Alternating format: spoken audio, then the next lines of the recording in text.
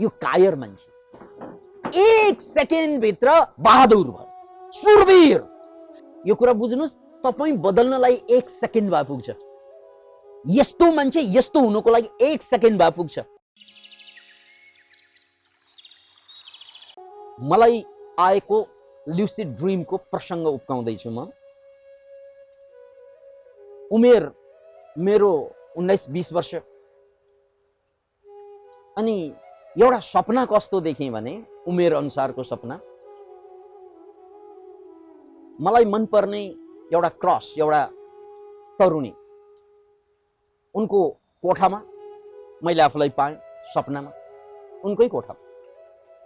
अनि उनलाई मैले अँगालो हालिरहेको, अनि सपनामा पनि अँगालो हाल्दा मजा त आउँदो रहेछ, मजा आइरहेको थियो, बडो आनन्दानुभूति भइरहेको थियो। त्यतिकैमा यो सपनामा एउटी तरुणीको बाहुपासमा बाँधिरहँदा जुन आनन्दानुभूतिको तरङ्ग आइरहेको थियो, त्यही बेला उनका बाबा, उनका बाउ तल भर्याङबाट उक्लिएको आवाज सुने सपनामा। त्यो सुन्नासाथ सपनामै डराए। अब भने फसाद। त्यसपछि बाहुपासलाई छाटछुट गरेर छोडे। अब भाग्नु पर्यो। कहाँबाट भाग्नु? खाट मुनि लुक्ने ट्राई गरे। खाट एकदमै सानो थियो, लुक्न सकिन। छ्यालबाट हाम फाल्ने कोसिस गरे। छ्यालैबाट डर यति, उनका बाबा फुस टिग्रे थियो।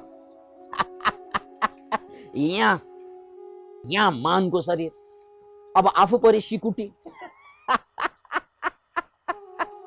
भाग्नु त पर्यो। जान है तो जहान है। भाग्नको लागि विन्डो अर्थात् छ्यालबाट हाम फाल्न के खोजेको मात्र थिए।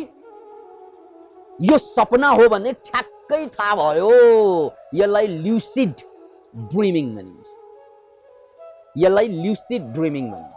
अघिको पार्टमा सपनै थियो, सामान्य सपना। तर जब म छ्यालबाट हाम फाल्न खोजेँ, यो त सपना देखिरहेको छु मैले, छर्लङ्ग भयो। सपनामा सपना देखिरहेको भनेर छर्लङ्ग हुनुलाई ल्युसिड ड्रिमिङ भनिन्छ। यो एक प्रकारको योग निद्रा हो, किनकि एउटा पार्ट ब्रेनको सुतिरहेको छ अहिले पनि, अर्को त जागिसक्यो। Can you imagine? एउटा पार्ट ब्रेनको अझै सुतिरहेको छ, मस्तिष्क अझै सुतिरहेको छ, तर एउटा पार्ट जागिसक्यो। यो योग निद्राको एउटा प्रकार। अब भयो के, यो त सपना हो भनेर थाहा भयो। त्यसपछि हाम फालिन, हाम फाल्नु क्यान्सल। किन हाम फाल्नु पर्यो? किनकि यो सपना हो। म फनक्क फर्केँ, अनि छ्याम त्यो तरुणीलाई फेरि अँगालो हाले। बाउ पछाडिबाट आइरहेकै थियो। अब उनले लात हान्न सक्छ मलाई, हानुन्, किन भन्नाले सपना हो यो। पिटे पिटुन्, कारवाही गरे गरौँ, त्यसले मलाई के फरक पर्छ? किनकि अँगालोमा आनन्द आइरहेको थियो। त्यो आनन्द म छोड्न चाहँदैन थिएँ। किन? किनकि आनन्द कसैले पनि छोड्दैन। अनि खतरा जो थियो, त्यो खतरा त सपना भनेर बुझेँ। त्यसकारण त्यो तरुणीलाई मैले अँगालो हाल्दै नै रहेँ। बावजुद उनको बाबाले पछाडिबाट झ्याम लात हान्नुको बावजुद पनि केही पनि फरक परेन। Can you imagine it? अघिसम्म कायर जस्तो भाग्दै थिएँ म, अब बहादुर सुरवीर भएँ। याद राख्नुहोस्, यो वाक्यांशलाई अघिसम्म, यो भन्दा अलिकति अगाडिको समयसम्म कायर, यही मान्छे कायर थियो, त्यसकारण भाग्न खोज्यो। अब जब यो कायर छ्यालैबाट हाम फालेर ज्यान जोखिममा राखेर भाग्न खोज्ने यो कायर, राइट, ज्यान जोखिम हुन्छ नि भाग्न खोज्दा, छ्यालबाट हाम फाल्दा। यो कायर मान्छे 1 सेकेन्ड भित्र बहादुर भयो, सुरवीर। अरे यार, कायरबाट सुरवीर बन्नु भनेको त आकाश र जमिनको फरक हो। कायरबाट काटरबाट सुरवीर बन्नु भनेको त आकाश र जमिनको फरक हो। एउटा मान्छेको दुईवटा पर्सनालिटी हेर्नुस्, यहाँ एउटा मान्छेको दुईवटा पर्सनालिटी हेर्नुस् त। एउटा कायर पर्सनालिटी जो भर्खर भाग्दै थियो, त्यतिकैमा यही मान्छेभित्र एउटा सुरवीर पर्सनालिटी जाग्यो जो पछाडिबाट च्यामकी च्याम पुस्तिगिरीले हान्दा पनि केही फरक पर्दैन। यस्तो क्रान्ति, मनोक्रान्ति हो। यसैलाई ट्रान्सफर्मेसन भनिन्छ, यसैलाई के भनिन्छ? रूपान्तरण। यसैलाई रूपान्तरण। एक सेकेन्ड अगाडिसम्ममा मान्छे अर्कै थिए, एक सेकेन्ड पछि म मान्छे अर्कै भए। अनि याद राख्नुस्, यस्तो रूपान्तरण जो सकारात्मक रूपान्तरण हो, अधिकांश मान्छेलाई हुँदैन। अधिकांश मान्छेलाई यो घटना नकारात्मक रूपमा जान्छ, जसलाई डिप्रेसन भनिन्छ, एङ्जाइटी डिसअर्डर भनिन्छ, पागल हुनु भनिन्छ।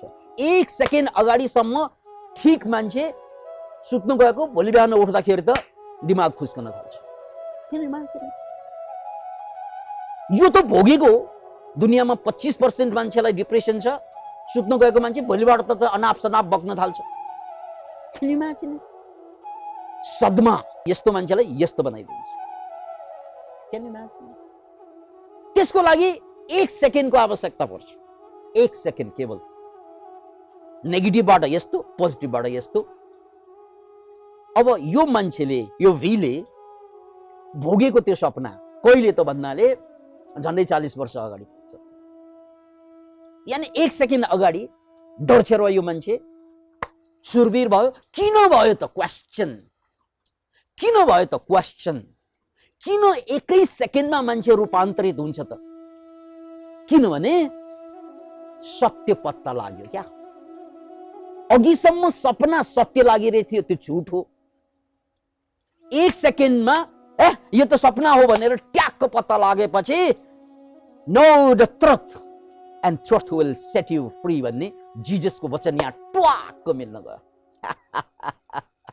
सत्यलाई जान, सत्यले तिमीलाई स्वतन्त्र बनाइदिन्छ, आजाद गराइदिन्छ।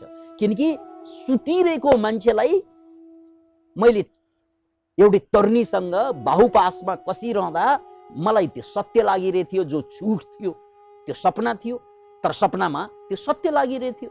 तर एक सेकेन्डमा झ्यालबाट हाम फाल्न खोज्न साथ जागरण सुरु भयो, बोध सुरु भयो, अवेकनिङ सुरु भयो। यो त सपनामै थियौँ अहिले पनि। तर यो सपनामा बसेर मैले सपना भनेर थाहा पाउन साथ यस्तो मान्छे यस्तो हुनु पुग्यो, यस्तो मान्छे यस्तो हुनु पुग्यो, यस्तो मान्छे यस्तो हुनु।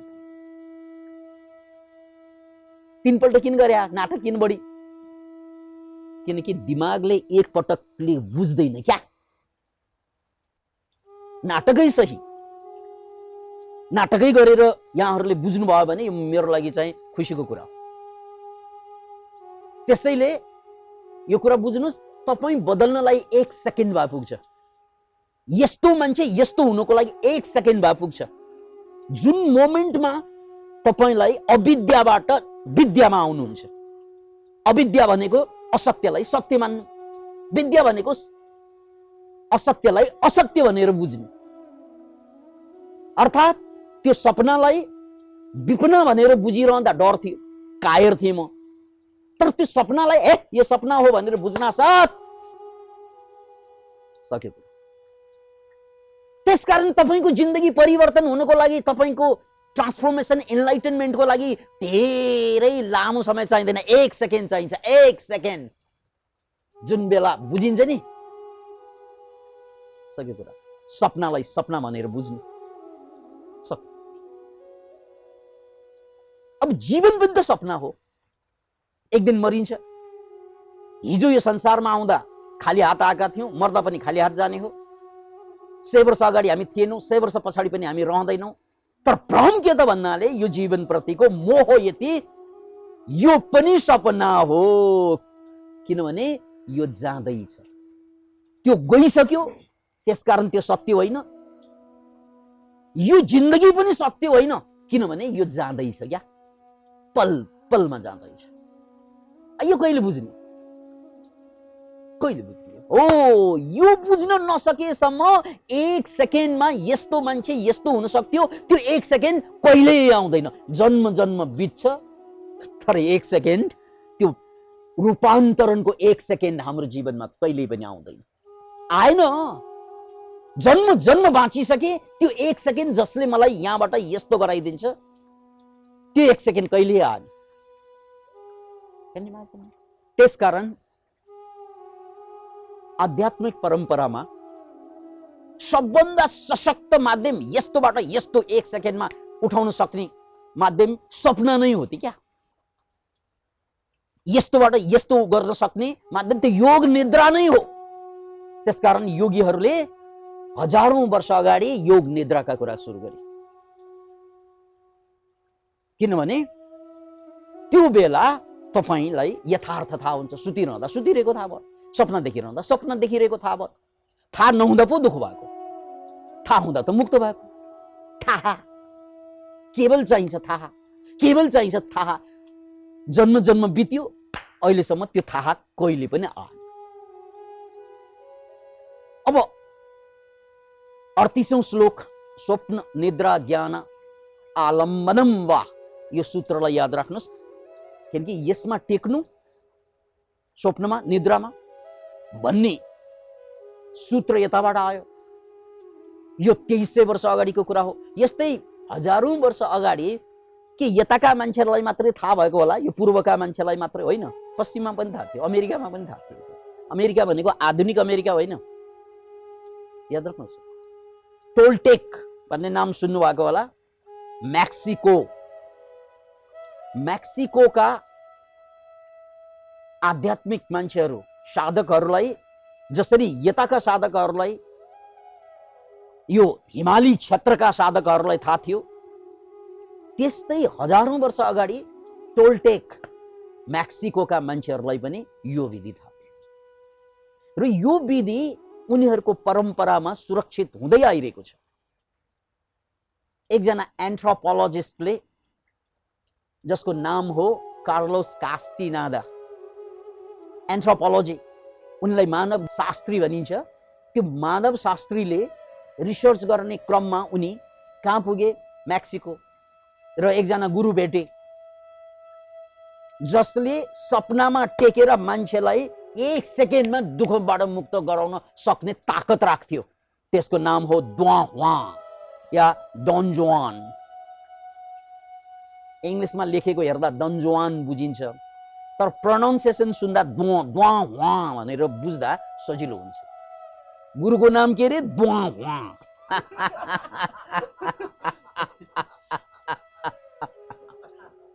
कार्लोस कास्टिनाडा एन्थ्रोपोलोजिस्ट, उनी ठोकिनु पुगे द्वा हुआसँग। अनि द्वा हुआलाई रिसर्च गर्दै जाँदा त उनी त अद्भुत मान्छे, सपनाको आधारमा जगाइदिन सक्ने, जन्म जन्मको बन्धनबाट। त्यसपछि उनले एउटा किताब लेखे 93 मा, जसले उनलाई विश्वविख्यात बनाइदियो, द आर्ट अफ ड्रिम।